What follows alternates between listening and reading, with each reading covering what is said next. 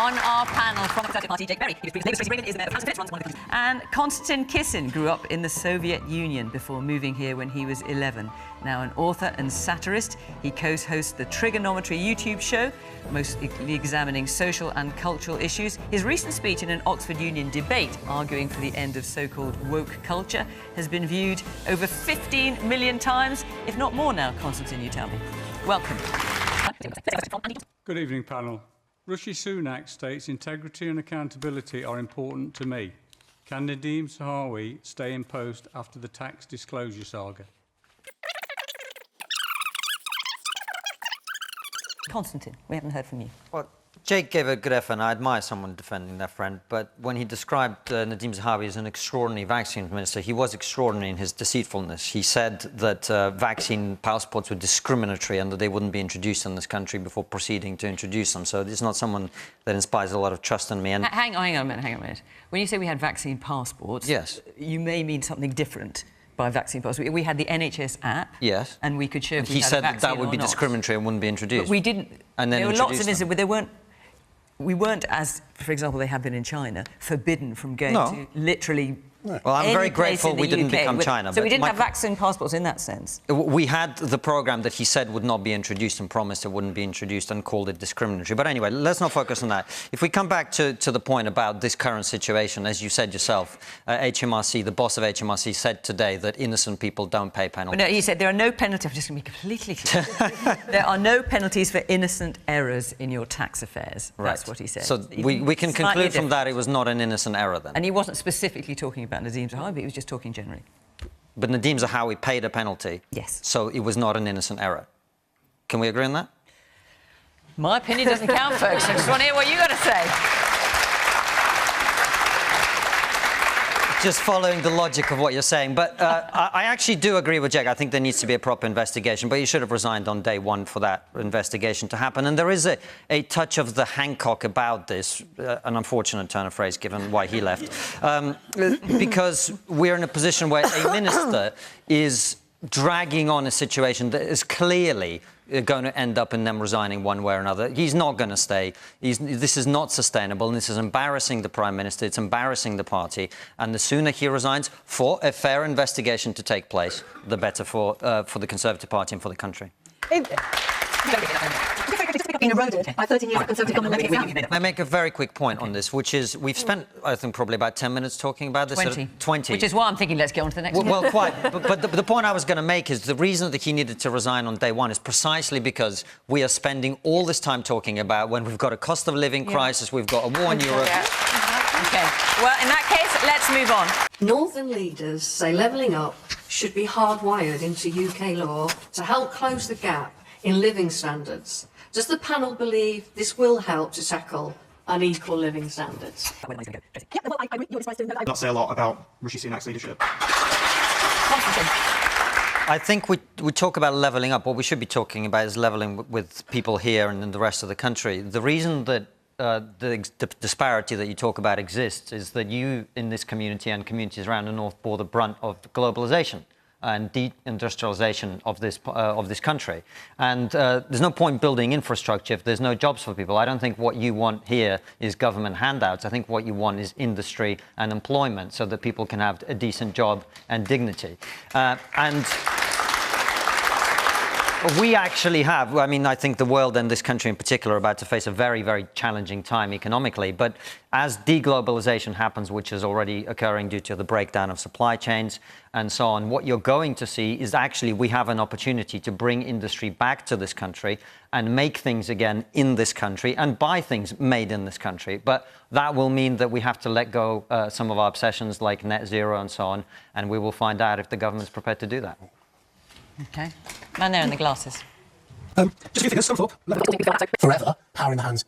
And just to pick up on what Konstantin said, you are so wrong. We do not deliver a growing northern economy by turning our back on net zero. The north of England, this county, this region is a global leader in green technology. We deliver a better levelled up north of England by having green collar, highly paid, secure jobs for people who live in this region.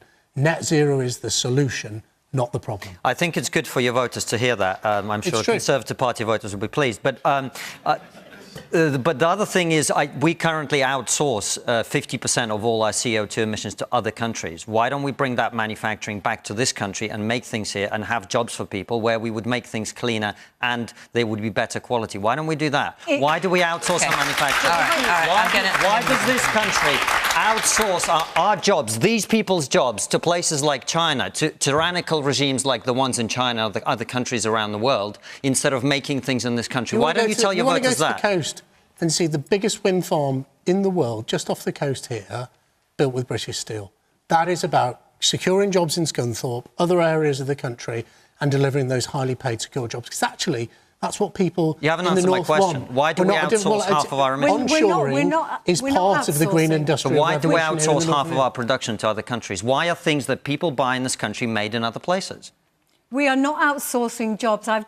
We've just created 1,000 green jobs in West Yorkshire for young people. Correct. We know this is the future for our regions. This is how you level up, is you tackle the climate emergency. Yeah. And that's why investing in green technology, investing in those jobs, investing in onshore and offshore, and making sure, to your point about who gets the benefit, to making sure that our wind farms in Swansea don't then pay for schools in Stockholm. That's why the Labour Party are focused on making sure that we have sustainable green tech in our country that creates amazing jobs for regions like Scunthorpe. OK, I'm going to take another question because a lot of people asked about this. Is it a good idea for NATO to be supplying Ukraine forces with tanks, or will it spark World War III? I don't think it's going to spark World War III. I think it really depends on what people want. If you want to support Ukraine and to be able to defend itself, then we have to provide them the things that they need to be able to do that. I personally support that. There are people who disagree, but it's not going to spark World War III. And actually, I think... How can you be... I'm not warmongering or fearmongering, but how can you be so sure? Because Putin is a... We don't know what he's thinking. Well, it's very clear, based on what they've said, is they've called this a provocation, but they're not doing anything about it. And I don't think they're going to attack the West in response. The West actually has been pretty smart about this, in that they have been gradually testing the waters as opposed to just throwing lots of stuff at them too. And so it means that there's a sort of marginal effort every time. It doesn't really allow Russia to respond as aggressively as they might otherwise have done. As I say, it depends what you want. If you want Ukraine to survive, then you have to support them with the things that they need. Otherwise, you let Putin take over. I mean, that's the choice.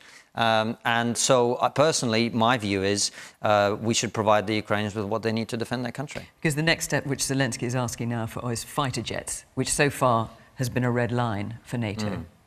You think that NATO should supply fighters? I think the first thing NATO should supply is defensive anti-aircraft and anti-missile systems that will allow Ukraine to defend its power stations and power supply networks, which is what Russia is currently attacking. I think that really should be much more of the conversation. Out of her role. So, like you, I'm half Russian, half Ukrainian, and I would very much echo the last point that you made, Jake. People in Ukraine are immensely grateful for the support that Britain has provided. I think we should be very proud in this country.